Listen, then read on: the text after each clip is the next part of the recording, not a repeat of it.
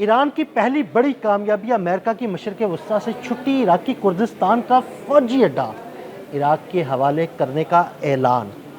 आमिर रज़ा से बात करते हैं इस बारे में। आमिर भाई, मैंने तो ये कह दिया कि ईरान की एक बड़ी कामयाबी और पहली बड़ी कामयाबी इस तरह कि देखें, वो काफ़ी अरसे से कह रहा है कि अमेरिका को यहाँ से निकलना चाहिए, और ये अहम खबर आई है कि इराक़ी कुर्दिस्तान का जो फ़ौजी अड्डा है जिस पे अमेरिका का कब्ज़ा था वो इराक़ के हवाले किया जाएगा और सितंबर तक उसे खाली कर दिया जाएगा। देखिए, ये वाकई में बहुत बड़ी खबर है और ईरान की बड़ी फतह इसलिए है कि इसको तस्लीम किया जा रहा है। ये आप यूँ समझे कि एक बहुत बड़ी अंपायर या एक बहुत बड़ा किला जो है उसके बैक डोर को छोड़कर अमेरिकी फ़ौजी भाग रहे हैं। सही।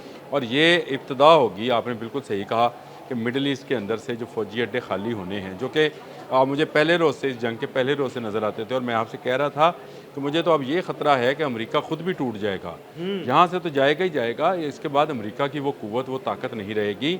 जंग एक ख़तरनाक चीज़ है, इसमें ताकतें नहीं, इसमें जज्बे लड़ते हैं, और जज्बा जिसका बड़ा होगा वो जीत जाएगा। बिल्कुल ऐसे ही है। अब आप देख लें, जज्बा इस वक्त ईरान का बड़ा था तो ईरान को कामयाबियाँ मिलना शुरू हुई, और ईरान की कामयाबियों का समर है कि आज डोनाल्ड ट्रंप जैसा बंदा कह रहा है कि मेरे जो लोग मरे हैं उसकी हाँ जी, कंपनसेशन दे दें, बिल्कुल ऐसे ही है।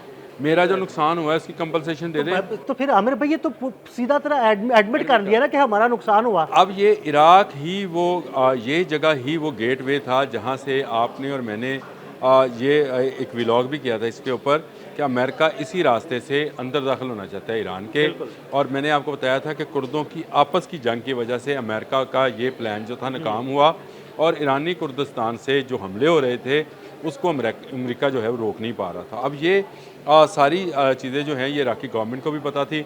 अब ये पहला, असल में मिडल ईस्ट का गेटवे ही इराक है। अमेरिका का इराक जंग के बाद, जो ईरान इराक जंग थी उसके बाद ही इसका मिडल ईस्ट के लिए रास्ता जी, खुला बिल्कुल, था। बिल्कुल ऐसे ही इससे है। पहले तो सिर्फ वो प्रॉक्सियां होती थी, प्रॉक्सियाँ थी, और यहाँ उसका वो पेट्रो डॉलर था बिल्कुल। जिसके ज़रिए वो कंट्रोल करता था। लेकिन इसके बाद ईरान इराक वॉर के बाद इसने बाकायदा आके बैठा इराक में ही था वो इराक सबसे में, पहले। सबसे पहले इराक में बैठा, और वहाँ पर इसने ईरान का दिखाकर, हवा दिखाकर या ईरान का खौफ दिलाकर पूरे मिडल ईस्ट पर आहिस्ता आहिस्ता आहिस्ता आहिस्ता अब इराक से ही, जहाँ से ये काम शुरू हुआ था वहीं से ख़त्म होने जा रहा है।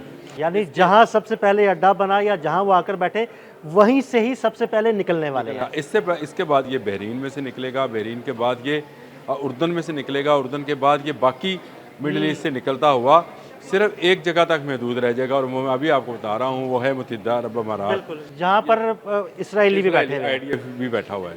ये वहाँ तक महदूद होंगे, बाकी जितना मिडल ईस्ट है अब इनसे खाली होने जा रहा है।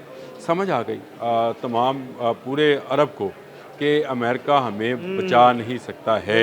अमेरिका ख़ुद को नहीं बचा पाया तो उन्हें क्या बचाएगा। ये एक बड़ी खुश आइंद और खुशखबरी है मेरे हिसाब से, क्योंकि सारी दुनिया के मुसलमानों की नज़रें मिडल ईस्ट पर थीं, और मिडल ईस्ट में जब भी हम नज़र दोहराते थे तो हमें अमेरिकी अड्डे नज़र आते थे। आहिस्ता आहिस्ता आप देखिएगा, ये कुर्दिस्तान, आपने जब हम इस व्लॉग से पहले बात कर रहे थे तो आपने बड़ा अच्छा लफ्ज़ इस्तेमाल किया था कि ये बारिश का पहला कतरा है और ये बराने रहमत अब बरसने वाली है। आहिस्ता आहिस्ता ये तमाम अड्डे जो कि हम समझते हैं कि पूरे मिडल ईस्ट में इस ऑक्टोपस ने जो है अपने चारों तरफ पंजे फैलाए हुए थे, सिर्फ ये ईरान दिखा रहा था और बाकी को डरा रहा था, और डराते हुए ये अड्डे बना रहा था। ये एक्चुअली तो खौफ बेच रहा था। और ये दिलचस्प बात यह है, इसके फौजी तनहाई मिडल ईस्ट वाले दे रहे थे। उनके टैक्सों के पैसे से ये अड्डे चलाए जा रहे थे, और ये कहा जा रहा था कि हम आपकी हिफाजत करेंगे। ईरान ने ये साबित कर दिया इस जंग में, जो कि अब ईरान अमेरिका जंग कहा जाता है जिसको, इस जंग में ये साबित कर दिया कि ये अपनी हिफाजत भी नहीं कर पाएंगे। ये वो एहसास है, या ये वो इसका गरूर और घमंड है जिसको आपने हरमज़ में जो है ईरान ने डुबोया है। ये अगस्त है, 30 सितंबर तक इसको ये अड्डा खाली करना है, और ये इसके बाद इराक और कुवैत के और बहुत बेशुमार जो जगह हैं जहाँ पर ये काबज़ हैं वो अड्डे भी खाली करेंगे। ये देखें, अमेरिका अब कमज़ोर होना शुरू हुआ है। अमेरिका के आपने भी ये रिपोर्ट पढ़ी, मैंने भी पढ़ी कि इसके अपने मिसाइल ख़त्म हो गए। इसका मतलब है कमज़ोरी है। इसके जहाज़ों को नुकसान पहुंचा, जिसका डोनाल्ड ट्रंप आज इतराफ़ कर रहे हैं कि मेरा बहुत नुकसान हुआ। और फिर इसके इंटरसेप्टर्स ख़त्म हुए। अब इनके पास इतनी सख्त नहीं है। इनके अपने जनरल का बयान था कि अगर हमें मज़ीद इंटरसेप्टर्स ना दिए गए तो हम इसराइल को नहीं बचा पाएंगे, क्योंकि हमारे पास वो 80% थॉट ख़त्म हो गए, 55% से ज़्यादा इनके पेट्रियाट ख़त्म हो गए, एरोस जो इसराइल के अपने मिसाइल से वो ख़त्म हुए। अब ईरान के पास तो ऐसी कोई ख़बर नहीं है कि ईरान के पास बैलिस्टिक मिसाइल्स का ज़ख़ीरा ख़त्म हुआ है उसके या पास कम तो हुआ है। मिसाइलों के शहर है और हर चौथे दिन पांचवें दिन वो नया मिसाइल नया मिसाइल निकालता है। बिल्कुल। तो अब ये सूरत हाल जो है ये अमेरिका के लिए इस हिस्से में रहना जो है वो मुश्किल से मुश्किल तर होता चला जा रहा है। देखें, इसीलिए मिडिल ईस्ट के तमाम ममालिक जो हैं ताकत के नए महवर्स की तरफ देख रहे हैं। उन्हें पता चल गया है कि और ये नया होने वाला मुआहदा भी जो पाकिस्तान ताकत और का महवर ही सऊदी है। अरब और तुर्किया है, इनका एक जो मुआहदा ये नया ताकत मुआहदा का हुआ एक है। महवर यूं ही समझे कि ये ताकत का ही एक ग्रुप है जो कि 3 ममालिक पर मुश्तमिल है। एक टेक्नोलॉजी के हवाले से, एक फोर्स के हवाले से, एक मईशत के हवाले से। तो ये तीनों बड़े मुल्क हैं, एक एटमी ताकत भी है इसमें। तो अब इस महवर की तरफ देखना क्यों शुरू हुए हैं। ईरान ने कल जो बयान दिया है वो बयान भी इसी सूरत में दिया। अच्छा, उन्होंने कहा कि हमें इससे कोई ख़तरा नहीं है इस मायदे से। हाँ, इससे समझ आती है कि मिडिल ईस्ट के लोग अब ये समझना शुरू हो गए कि अमेरिका के अलावा ताकत के किसी दूसरे महवर की तरफ देखना चाहिए।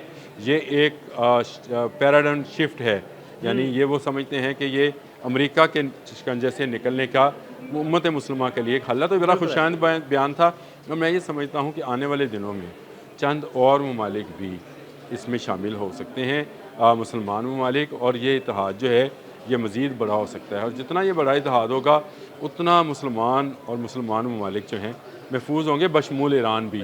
तो ये ईरान की एक बड़ी फतह है कि 30 सितंबर तक ये अड्डा खाली होने जा रहा है कुर्दिस्तान के इलाके से निकल कर। फ़िलहाल तो इनको वापस भिजवाया जाएगा, कुछ मरीज़ भी वापस जाएंगे और मुझे लगता है कि आने वाले दिनों में ये अपना बड़ा बहरी बेड़ा भी जो है यहाँ से निकालेंगे। वो जो 5000 मरीज़ इनके समंदर में फंसे पड़े हैं और जिनकी फैमिलीज़ जो हैं वो एहतजाज कर रही हैं, उनको भी निकाला जाएगा। अब्राहम लिंकन की वापसी भी जो है वो भी नज़र आती है। ये अमेरिका के गरूर और अमेरिका के नंबर 1 होने की चीज़ जो है मैं ये समझता हूँ कि खलीज फ़ारस में, यहाँ जिसको आपने हमज़ अब हम आपने हमज़ कहते हैं, तो खलीज फ़ारस उसमें डबो दी गई है। और ये बारिश का पहला कतरा आने वाले दिनों में भरपूर बरसात नज़र आएगी और इस खत्ते से अमेरिका का बाय बाय टाटा टाटा हो। बहुत शुक्रिया आमिर भाई। आमिर भाई ने बड़ी तफसील के साथ इस सारे मामले पर रोशनी डाली। मज़ीद अपडेट्स के लिए हमें फॉलो करते रहें। अदील अहमद और आमिर रज़ा को इजाज़त दीजिएगा। अल्लाह हाफ़िज़।